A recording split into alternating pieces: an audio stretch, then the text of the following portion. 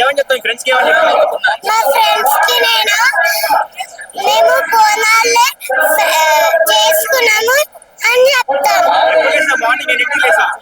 Morning ఎన్నింటికి లేసా? 5 o'clock. లేచి ఏం చేసావు? మమ్మీకి ఏం చేసా?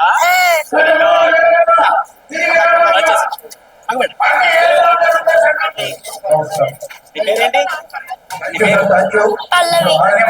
అనిపిస్తుంది బోనం ఎత్తుకున్నాక? పరుగుతా?